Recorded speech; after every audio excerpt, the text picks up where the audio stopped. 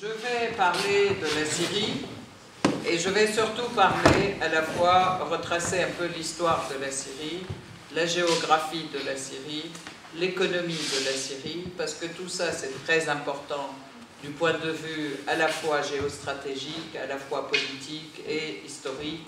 Et c'est tout cela qui éclaire ce qui se passe aujourd'hui et toutes les velléités de domination et de déstructuration, je dirais, de la Syrie. Alors, le plan de l'exposé, ça va être géopolitique et l'histoire. Après, on va passer à l'économie, on va passer à effectivement la crise actuelle, toutes les revendications légitimes qui sont tout à fait légitimes du peuple syrien et toute la répression qui a eu lieu aussi, mais aussi les réformes et puis après les avancées et les débuts démocratiques et puis les violences et les interventions. Après, comment on peut s'en sortir, et c'est tous ensemble qu'on pourra s'en sortir. Alors, la Syrie est un pays qui a quand même plus de 10 000 ans. Il y a eu 600 civilisations qui se sont succédées sur ce grand pays. C'est le pays où l'être humain s'est installé dès le début, en fait, et c'est le pays de la première... Alors, je garde cette photo, cette carte de la Syrie, regardez-la clairement et pour voir la grande Syrie, qu'est-ce qu'elle comprenait. Elle comprenait alors les frontières de la Méditerranée jusqu'à l'Iran, et puis de la Turquie, des montagnes du Tauros jusqu'à l'Arabie Saoudite et jusqu'à la presqu'île de l'Arabie Saoudite. En fait, cette Syrie correspond aujourd'hui à tout un tas de pays, a été morcelée en un tas de pays par les pays impérialistes qui ont dominé la Syrie et qui ont voulu, dès le départ, et ce morcellement a été commencé par les traités Sykes-Picot dès la fin de la Première Guerre mondiale, même pendant les dernières années de la Première Guerre mondiale. Voilà. Donc, en fait, c'est important de visualiser cette carte de la Syrie pour voir aujourd'hui la carte du Moyen-Orient, comment elle est, et encore le plan qui continue, ce plan de morcellement. Alors, c'est un emplacement stratégique. La Syrie, depuis l'aube, elle a fait partie pratiquement de tous les empires et toutes les civilisations. Les Sassanides, les Grecs, les Romains, et les derniers, c'était les Ottomans. Donc, elle a été sous règne ottoman pendant quelques siècles aussi. C'est un pays de passage et d'accueil. En fait, la Syrie aussi et la population syrienne sont un peuple très accueillant. Et il y a la population syrienne comprend aussi bien des gens de Gênes, des Genevois en fait,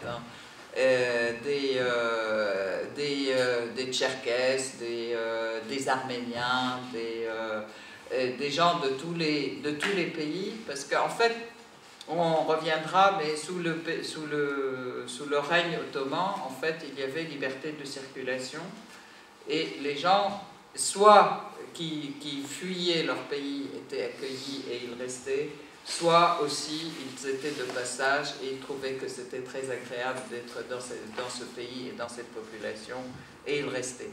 Donc c'est un pays d'accueil, d'ouverture, d'hospitalité. C'est un pont aussi entre l'Orient et l'Occident. Donc vous le voyez bien, pour passer, l'Europe est par là, pour passer vers l'Orient, la Syrie était aussi la route de la soie, la route des épices, etc. Toutes ces routes passaient, et depuis le début des temps, les caravanes pour la soie, pour l'épice, etc. passaient par la Syrie.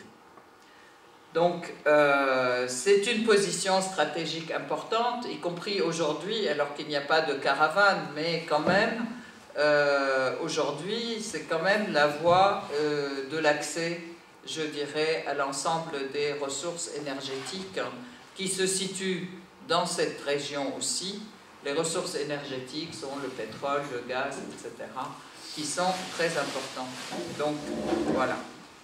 Alors, les jalons principaux de l'histoire de la Syrie, on va avoir, elle était sous règne ottoman depuis 1516 à 1918.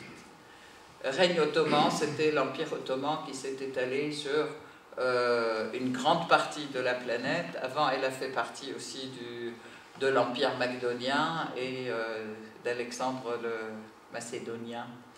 Et après, donc, les Sassanides, etc. Mais là, donc, en 1918, jusqu'à 1918, donc la fin de la Première Guerre mondiale, elle a été sous règne ottoman. Après, il y a eu donc l'indépendance et l'indépendance de la Syrie en 1918 et le règne du roi Faisal qui a duré de 1918 à 1920. Alors, en 1920, la France attaque. La France attaque la Syrie. Les forces du général Gouraud entrent en Syrie alors que c'était un pays qui était tout à fait jeune et récemment indépendant. Il rentre et là il y a eu Mawqi'at Maysaloun. Dans cette bataille de Maysaloun, le ministre de la Défense qui était Youssef al-Azmi, alors qu'il avait une armée ridicule, il a fait le choix d'aller se battre et c'est là que la Syrie lui, il a été tué et tous ses hommes en fait, et la Syrie a perdu sa souveraineté. Donc elle a été sous mandat français de 1920 à 1945, chose que beaucoup de Français ne connaissent pas en fait. Beaucoup de Français ne savent pas que la Syrie a été sous mandat de 1920 à 1945 et la Syrie à ce moment-là a été divisée selon, alors pas à ce moment-là, parce que Sykes-Picot, on l'appelle, c'est un traité qui a eu lieu en 1916, entre qui? Entre le baron Sykes, qui était le ministre des Affaires étrangères britannique, et Georges Picot, qui était le ministre des Affaires étrangères français. Ils se sont retrouvés tous les deux, un avec un stylo bleu et l'autre avec un stylo rouge. Alors ça c'est la révolution arabe, donc la proclamation en 1916. Le portrait du roi Faisal, qui était le roi de Syrie, du 1er octobre 1917 au 24 juillet 1920, où on lui a demandé de quitter la Syrie. Et ça, c'est donc l'accueil du prince Faisal à Damas sur son cheval le 3 octobre. Ce sont des images très émouvantes. Et ça, c'est son accueil en 1918 aussi, à Damas aussi. Et voilà, ça c'est l'académie de police à Damas. Pour moi, c'était de 1918 à 1920, pour moi c'était quelque chose de très important de vous montrer quand même que cette académie de police comprenait donc Hamdi el-Jallad qui était chef de la police avec un keffier là, et puis à côté de lui Nicolas Chahine, son adjoint, qui est un chrétien. Donc en fait c'était important de voir comment s'organiser aussi le pouvoir autour des composantes principales et de toutes les composantes du peuple syrien. Donc la perte d'indépendance en 1920, juillet 1920, la bataille de Maysaloun, et la Syrie a été annexée et le mandat français. Donc ça c'est Youssef al-Azmi dont je vous ai parlé, qui était le ministre de la Défense syrien et qui a été tué dans la bataille, en confrontation avec le général Gouraud, dans une bataille qui est complètement inégale, une armée syrienne qui était à peine constituée, et puis l'armée française qui était bien avancée. Donc qui était... Alors, là, Nazak el-Abed, elle a combattu aux côtés de Youssef al-Azmi, c'est la généralissime de l'armée syrienne, je peux dire quand même, depuis ce moment-là, déjà en 1920, Il y avait des femmes en Syrie qui se battaient et elle s'est battue aux côtés de Youssef al-Admi pour l'indépendance de la Syrie. Il est pratiquement mort à côté d'elle. Et là, voilà, c'est l'accord franco-anglais de partage de Sykes-Picot. Comme je vous ai dit, il y avait l'un des deux qui avait un stylo rose et l'autre un stylo bleu. Et en fait, ils se sont mis d'accord sur le partage de cette grande Syrie pour eux, pour poser la domination des Français et des Britanniques. Donc on voit toute cette partie qui est en rouge foncé et en bleu foncé, c'est une administration directe. C'est en fait sous domination directe. Et ce qui est plus clair, c'est en domination indirecte, c'est en fait les formes mandat, sous-mandat, ou domination, ou colonisation, etc. Et tout ça, donc, ça a été, ils ont fait ça sur le papier entre eux deux en 1916, la Syrie est devenue indépendante en 1918, mais le projet, il est resté sur le papier. Et il était toujours d'actualité, et je pense qu'il est toujours d'actualité aujourd'hui, jusqu'au point où on parle aujourd'hui de Sykes-Picot II dans le partage du Moyen-Orient. La question qui se posait, tout de suite après, alors, vers la fin de 1916, les deux pays, la France et la Grande-Bretagne, ils étaient en plein dans la Première Guerre mondiale. Hein. L'Angleterre avait besoin d'argent aussi pour continuer à alimenter son armée, et il devait demander de l'argent aux Rothschild, qui ont les banques. Et là-dessus, Rothschild a accepté de donner de l'argent à condition qu'il y ait une promesse à Herzl, parce que là c'était la période où les sionistes, ou les juifs ont commencé avec le parti sioniste à se regrouper, et ils voulaient absolument qu'il y ait un foyer national juif en Palestine. Foyer national juif en Palestine, la Palestine c'est donc cette partie, toute une partie de la Syrie, et qui est à la fois, dans la partie rose clair, sous mon nom. D'accord ? Ça c'est la promesse Balfour, on en parle beaucoup, en 1917. Voilà. Alors, 1920 à 1945, en fait, le pouvoir français n'a pas vraiment pu s'installer. Il y a eu toujours révolution après les révolutions, toujours des révoltes, etc. C'était une période qui était ponctuée par des actions de la révolution syrienne, en 1925. La ville de Damas a été bombardée 2 fois, en 1925 et en 1927. Et tous les Syriens, quels qu'ils soient, sunnites, chiites, druzes, chrétiens, ont été unis par la Révolution contre la domination française. Excusez-moi, je vais l'éteindre parce que il fait des bruits de temps en temps. Bon, le traité d'indépendance alors a été signé en 1936. Il a été signé avec Léon Blum, en fait, le traité d'indépendance de la Syrie. Vous allez voir là, je ne sais pas si je l'ai, oui, je l'ai l'image. Alors ça, c'est Hachem El-Atassi qui signait le traité d'indépendance avec Léon Blum en France. Ce traité a été réfuté par la suite, à nouveau par la France, puisque la France était à nouveau dans la Deuxième Guerre mondiale. C'était 36-38, la période Front populaire, et puis après, c'était la Deuxième Guerre mondiale, 1940, et donc Vichy. Et la proclamation de l'indépendance en 1941, elle n'a été effective qu'en 1945. Et le dernier soldat français a quitté la Syrie le 17 avril 1946.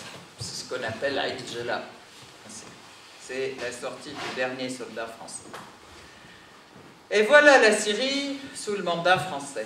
Donc, on a, selon le Sykes-Picot, je reviens, selon le Sykes-Picot, la Syrie a été découpée, amputée transformée en plein de pays. Alors, les pays ici, ça a été en fait l'Irak, mais plus l'Irak ça a été toujours les traités entre les Anglais, les Britanniques et les Français. Le découpage des pays du Golfe a eu lieu. Il y a eu des frontières qui ont été dessinées. Ça a été les frontières grossières, je dirais, entre les Britanniques et les Français. Et puis, à l'intérieur de chacun, les frontières ont été créées aussi et un découpage a été fait. Et là, vous voyez la Syrie, qui était donc sous le mandat français, le découpage que les Français ont fait de cet État aussi, c'était donc l'État d'Alep, et on commençait déjà les découpages confessionnalistes, je dirais. Donc, ils voulaient faire un État d'Alep, un État de Damas, ici l'État d'Iskenderun, parce que qui a été par la suite donné à la Turquie pour dissuader la Turquie en 1938 de faire pacte et alliance avec les Allemands dans la Deuxième Guerre mondiale. Donc on lui a donné, soi-disant, la France lui a donné à la Turquie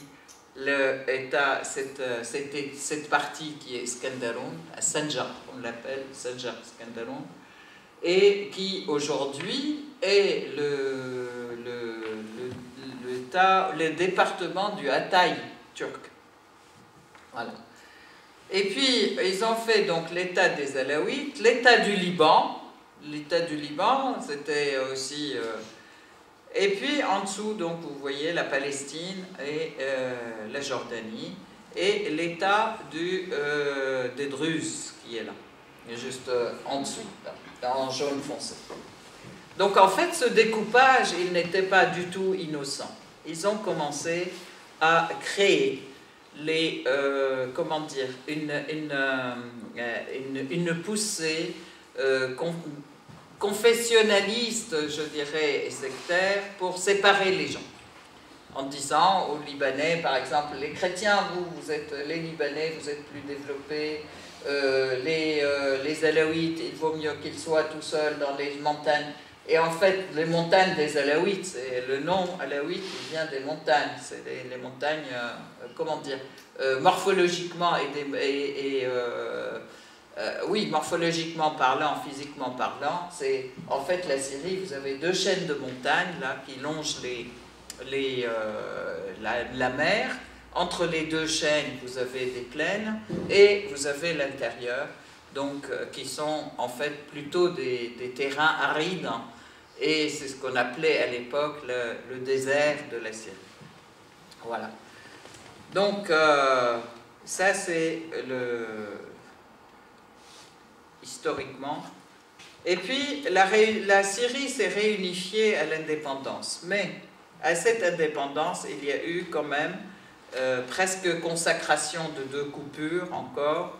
C'était l'Iskenderun qui a été donc donné. Iskenderun, c'est la partie grise en haut dans le nord-ouest, hein, et qui est le Iskenderun qui faisait partie de la Syrie. Et le Liban, l'État du Liban, qui a été créé aussi et devenu indépendant en même temps que la Syrie, donc en 1946. Donc ça,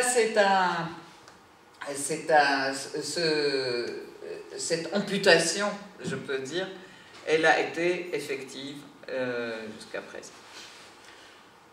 Bon, donc en 1938, donc, la France donne, comme je vous ai dit, l'Iskenderun à la Turquie qui devient le Hatay. Et en plus, alors, je reviens un petit peu en arrière, pardon, les frontières, quand je vous ai dit les frontières nord de la Syrie, elles allaient jusqu'au Tauros. Mais là, ils ont été repoussés un peu plus bas aussi, et toute cette partie a été donnée à la Turquie. Hein? Le Tauros, c'est les montagnes du Tauros, Et en fait, dans les montagnes du Tauros prennent naissance les deux grands fleuves, le Tigre et l'Euphrate. Et l'Euphrate sur lequel, bon, l'Euphrate qui passe en Syrie, complètement là, et le Tigre, il passe un petit peu à la pointe. Et ce que je peux vous dire, c'est que un des problèmes aussi, c'est que la Turquie a fait une 50aine de barrages sur l'Euphrate, ce qui fait que la Syrie ne profite pas de ce grand fleuve comme elle devrait, mais la Turquie la rationne en fait, puisque ils ont mis autant de barrages. En 1945, donc la proclamation de l'indépendance. En 1946, départ du dernier soldat, donc on l'a vu, Al-Jallah. Et en 1948, qu'est-ce qui se passe?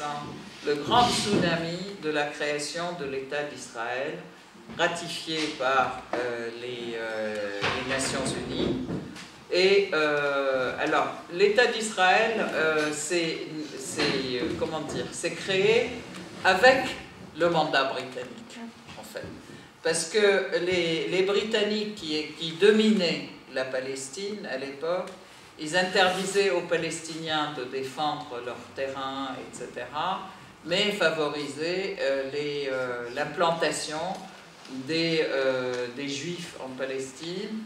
Et aussi, en fait, comment dire, il y avait, à cette époque, ils menaient carrément des attentats terroristes, en fait. Il y avait des bandes de terroristes qui étaient le Irgun et le Haganah, qui faisaient des explosions partout, qui faisaient des massacres, etc. Et les Palestiniens ont dû fuir ces massacres parce que des villes entières ont été massacrées et les gens ont dû fuir vers partout, un peu vers la Jordanie, vers la Syrie, vers l'Égypte et le Liban, etc. Donc, mais ils ont fui pensant que c'est momentané, qu'ils vont revenir et que de toute façon... Par contre, alors, donc, en 1947, ils ont fait une très grande offensive que eux appellent notre libération nationale de la domination britannique, alors que les Britanniques étaient de connivence avec eux pour dominer les Palestiniens, empêcher les Palestiniens de s'armer, empêcher les Palestiniens de s'opposer à eux, etc. Donc voilà, et en 1948, en fait, cette création de l'État d'Israël, tous les peuples arabes se sont sentis, mais violemment, pas seulement humiliés, mais violés pratiquement par cette création de l'État d'Israël, qui est une occupation, une violation de nos terres, de nos droits et des droits du peuple palestinien.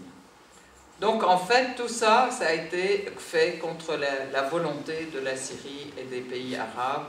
Et 1948 à 1954, de ce fait, il y a eu, quand je dis c'était un tsunami, mais c'est un tsunami qui a créé un tremblement de terre, j'allais dire, dans tous les pays arabes. Il y a eu tout le temps des coups d'État, En Syrie, il y a eu une série de coups d'État militaires entre 1948 et 1954.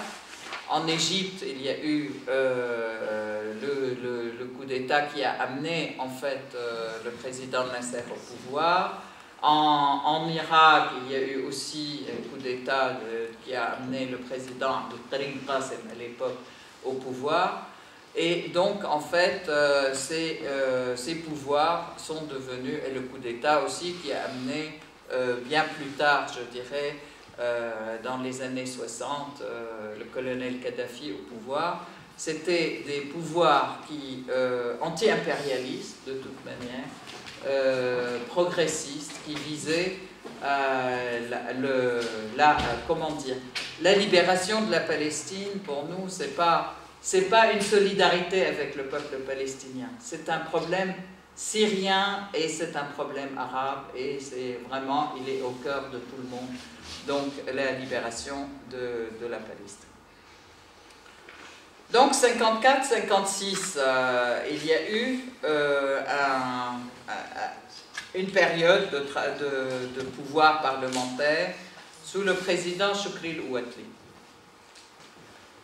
Et voilà qu'en 1956, vous vous rappelez, dans les années 56, c'était le président Nasser arrive au pouvoir, grande montée de l'anti-impérialisme. En 1955, il y a eu un accord avec Tito, Kwame Nkrumah, avec Nehru, et il y a eu la création des pays non alignés. Parce qu'à l'époque, en fait, c'était en pleine guerre froide entre le bloc de l'Est qui était dirigé par l'Union soviétique et les pays de l'Ouest dirigés par les États-Unis. C'était la guerre froide très très tendue dans le monde entier. Et à ce moment-là, la création des pays d'un bloc au milieu des deux, à l'initiative vraiment de Nasser, Tito et Nehru à l'époque, et Kwame Nkrumah c'était le président du Ghana, ça a été aussi pour eux une sorte de menace pour comment ça, il y a une troisième force en fait mondiale. Et donc à partir de ce moment, en 1956, après avoir consolidé, je dirais, ces forces anti-impérialistes, les pays non alignés, quelles étaient leurs positions? C'est le refus de la domination des pays, que ce soit de l'Est ou de l'Ouest. Refus total de la domination, affirmation du droit des peuples à disposer d'eux-mêmes, affirmation des pays dits du tiers-monde à l'époque à leur droit au développement sans qu'on les rançonne et sans qu'on les... et surtout de mener une politique ni Est ni Ouest, c'était ça, ni Est ni Ouest, mais nous on a une politique nationale qui est la nôtre. En 1956, alors le président Nasser a osé nationaliser le canal de Suez. Alors, et ça a été fulgurant, tout de suite une agression de 3 pays, la France, l'Angleterre et Israël, une agression tripartite contre l'Égypte et contre la Syrie à ce moment-là. Et la Syrie qui soutenait non seulement l'Égypte, mais qui soutenait aussi la révolution qui allait battre son plein en Algérie pour l'indépendance. Donc, je peux dire, en fait, il y a eu des cas d'héroïsme dans le peuple syrien absolument fantastiques, du style des Inca qui est resté historique, quoi, le cas de Jules Jamal qui est monté sur un torpedo et qui est allé se faire exploser dans un bateau de guerre israélien qui était en large de la Méditerranée. Donc, c'est ça qui a fait, première agression donc en 1956.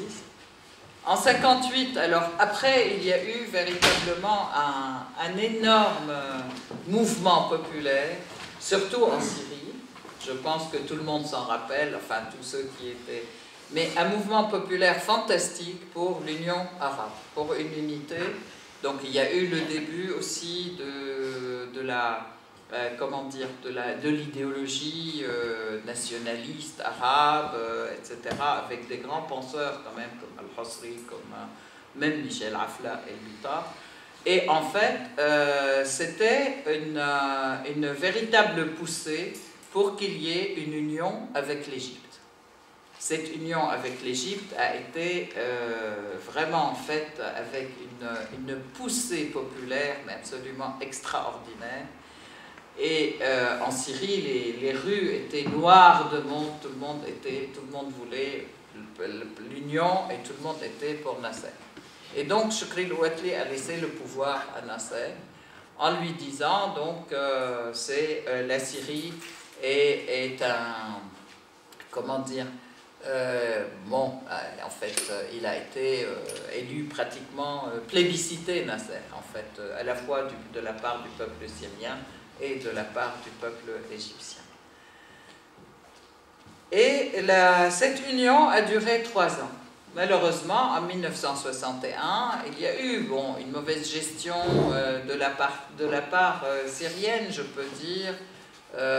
Gestion, il y a eu des répressions, il y a eu des choses, parce que, en fait, et c'est vrai qu'il y a plein de problèmes dans un pays qu'il faut développer, où il y a une population qui est en demande, où il y a... Bon, donc, et puis avec toujours la présence de cette épée de Damoclès d'Israël qui est toujours en train d'attaquer, de grignoter du terrain, de s'attaquer aux frontières du Liban, aux frontières de la Syrie, aux frontières de l'Égypte, etc. Donc, en 1961, il y a eu un coup d'État, effectivement, qui a provoqué la rupture de la République arabe syrienne, et la Syrie retrouve alors ses chefs habituels et ses notables, j'allais dire, Damascène et Alépin, etc., et qui reprennent le pouvoir. En 1963, un coup d'État, à nouveau, est arrivé du Baas et des Nassériens au pouvoir. Alors ce coup d'État de 63, c'était deux partis qui étaient là pour ce coup d'État. Il y avait le parti nassérien et le parti Baas.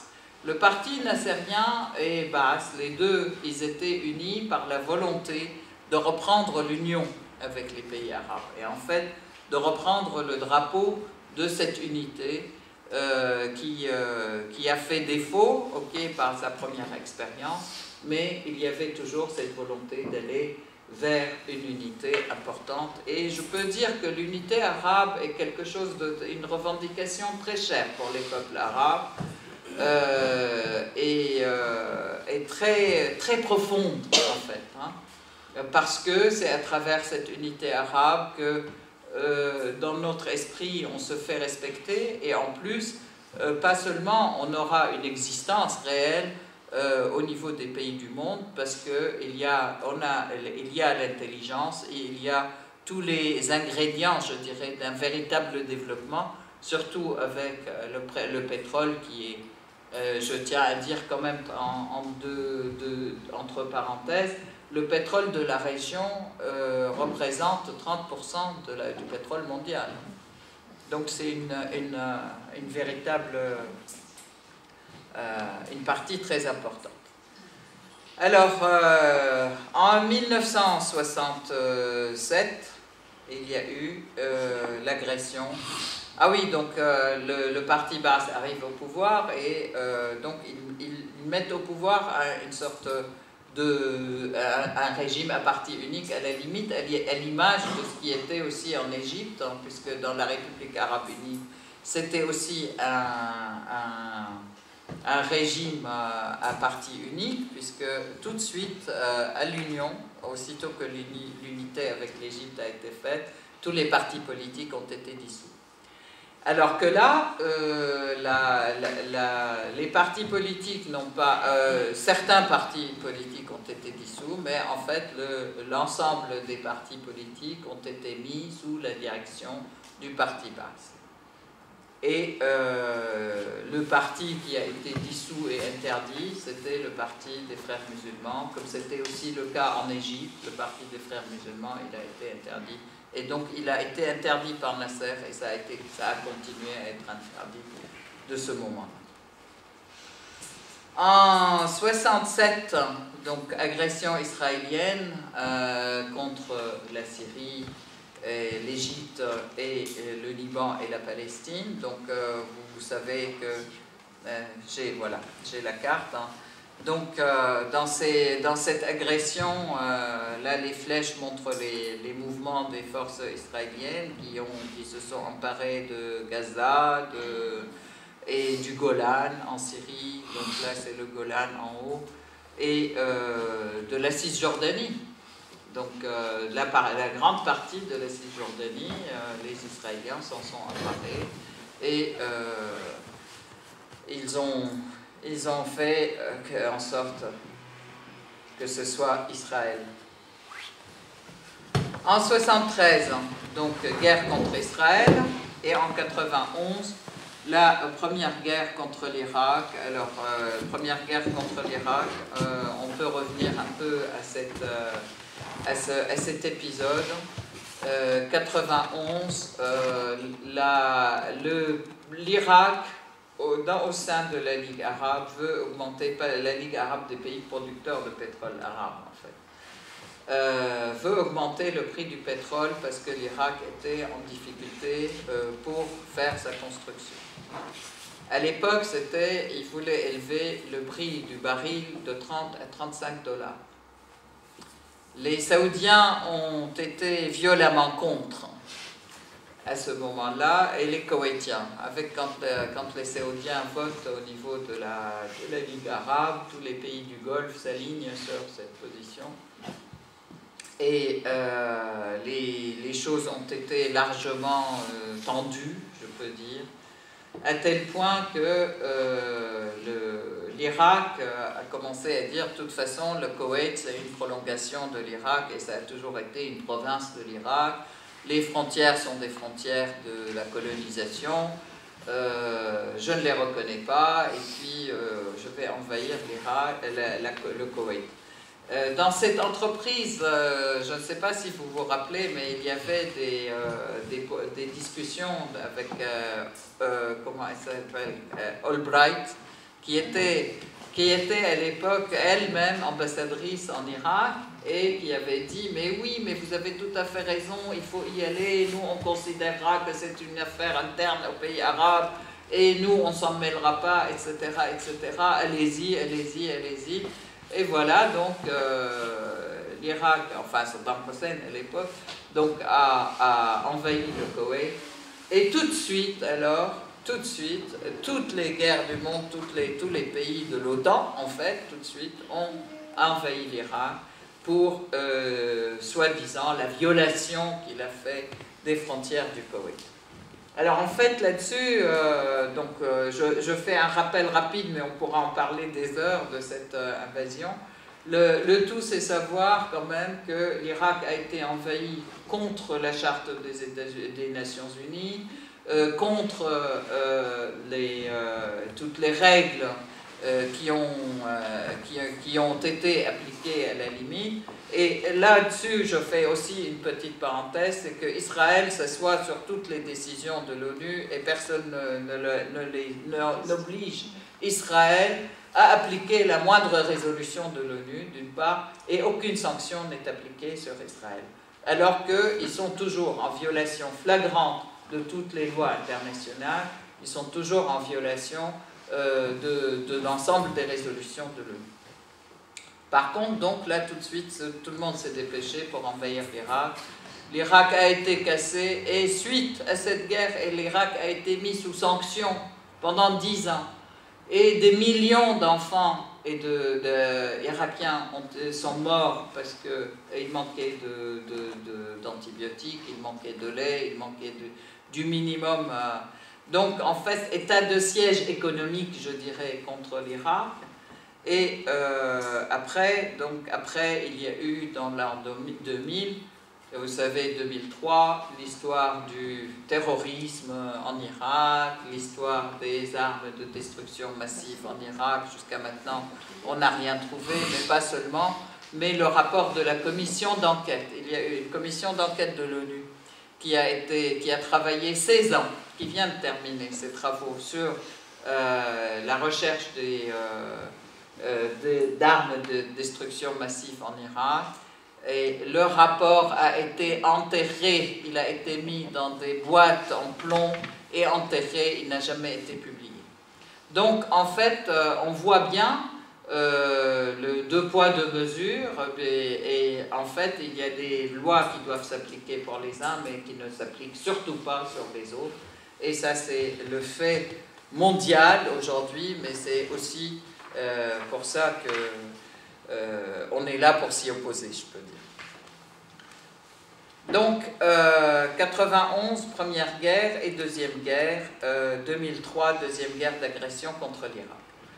Et cette deuxième guerre, elle était dite contre le terrorisme, parce qu'elle est venue, ça, vous vous souvenez, après l'histoire de l'explosion des 2 tours, là, aux États-Unis, à New York.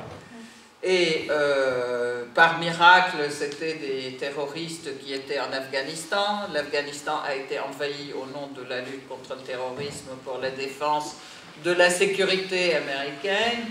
Et bien entendu, et aussi, je tiens à vous dire quand même, l'Afghanistan a été envahi pour les droits des femmes.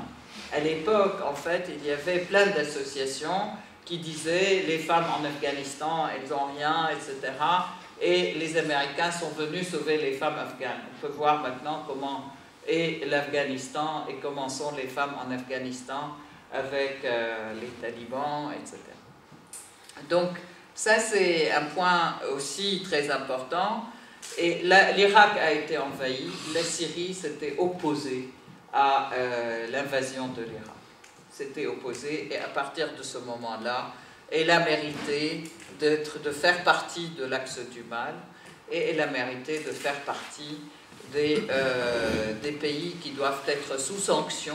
Donc, dès ce moment, il y a eu des sanctions contre la Syrie, des sanctions violentes, et puis il y a eu aussi une loi de, comment on appelle ça en français, accountability en fait, c'est pour demander des comptes à la Syrie sans arrêt, etc. Donc 2006, il y a eu aussi l'agression israélienne sur le Liban, où les Israéliens pensaient rayer le Liban de la carte en 3 jours. Et en fait, c'était là, à l'occasion de cette guerre, qu'ils ont essuyé la plus grande défaite, et la première grande défaite de l'armée israélienne face à une armée arabe et face aux alliés, face à des forces populaires arabes. Et à tel point d'ailleurs que les généraux israéliens aujourd'hui refusent de parler de guerre et appréhendent toute confrontation avec la résistance libanaise et avec l'armée syrienne. Là, je peux m'arrêter 2 secondes parce que récemment, il y a eu quand même de grandes déclarations en fait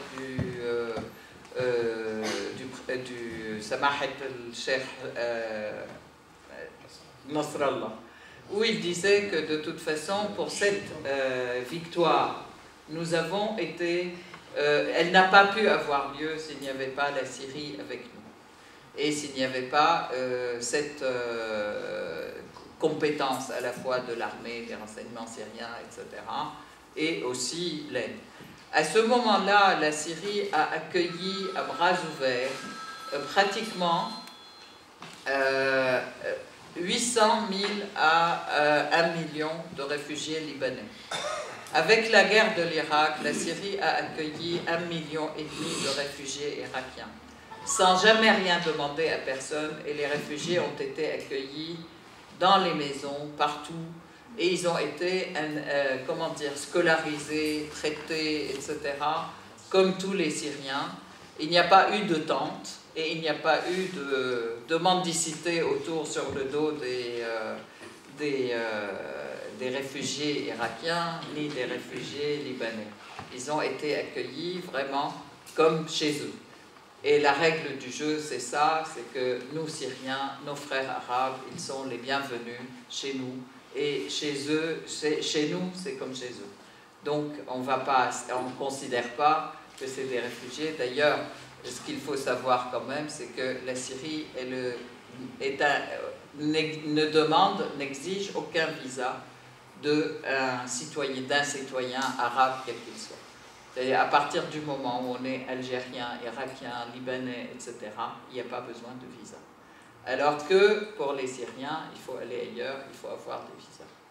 Donc ça, c'est quelque chose d'assez appréciable, je peux dire, qui va dans le sens justement de cette ouverture et dans le sens de la tradition populaire syrienne, qui est la tradition de l'accueil, de l'entraide, et puis aussi d'œuvrer pour l'union nationale au niveau des Arabes, pas seulement de l'unité arabe.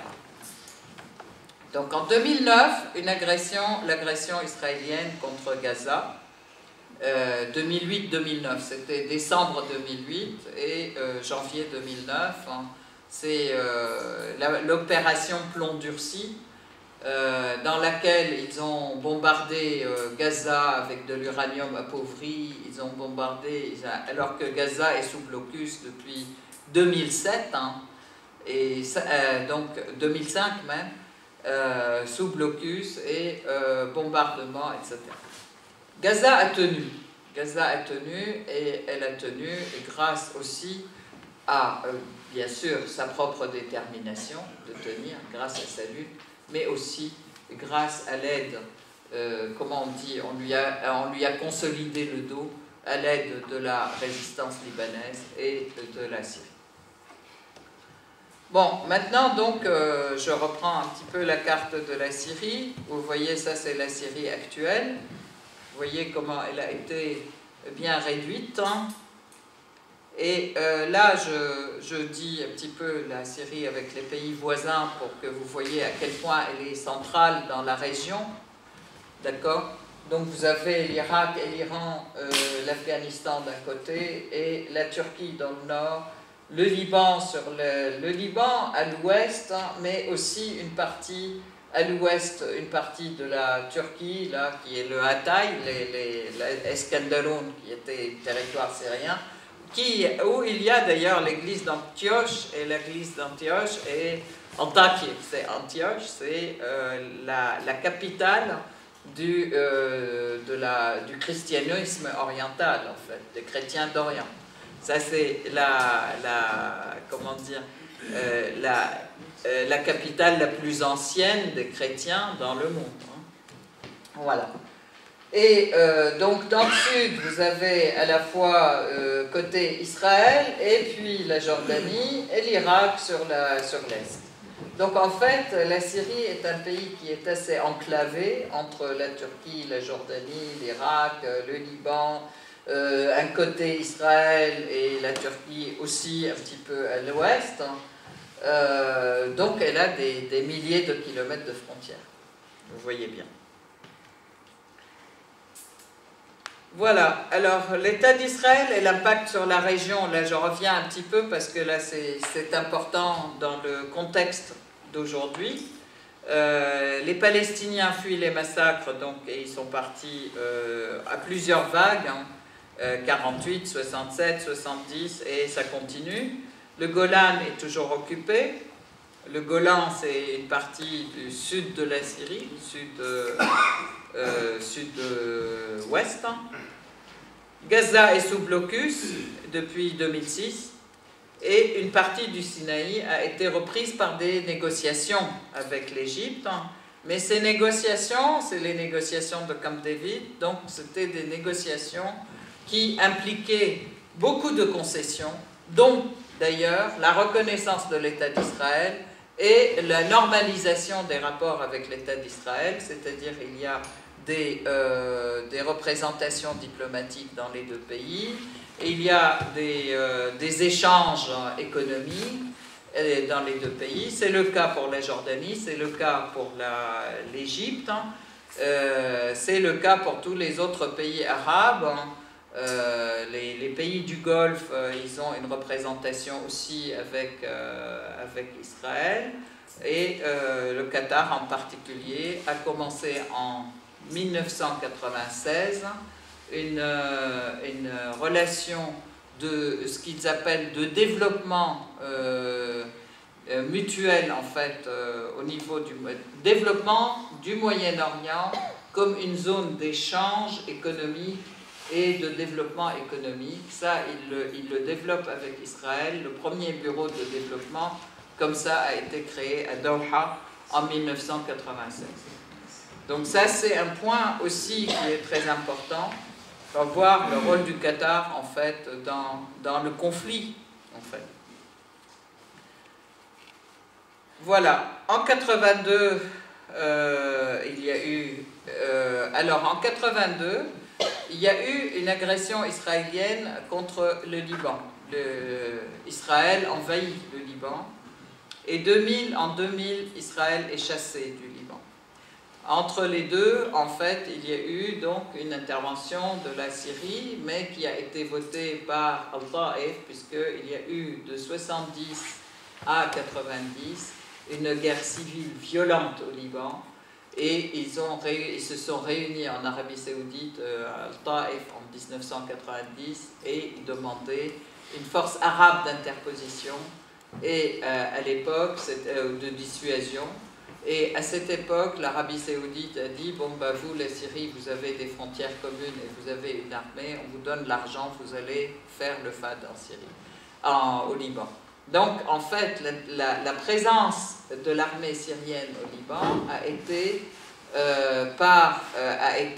suite à un vote, en fait, ou une décision arabe, mais à la demande des Libanais, qui était une force de dissuasion et d'interposition entre les différentes parties qui s'entretuent au Liban et qui n'arrivaient pas à s'en sortir. C'était une guerre civile très très violente et qui était meurtrière, vraiment. Donc, en 2003, la Syrie s'oppose aussi à l'agression US, donc comme je vous l'avais dit, contre l'Irak, hein.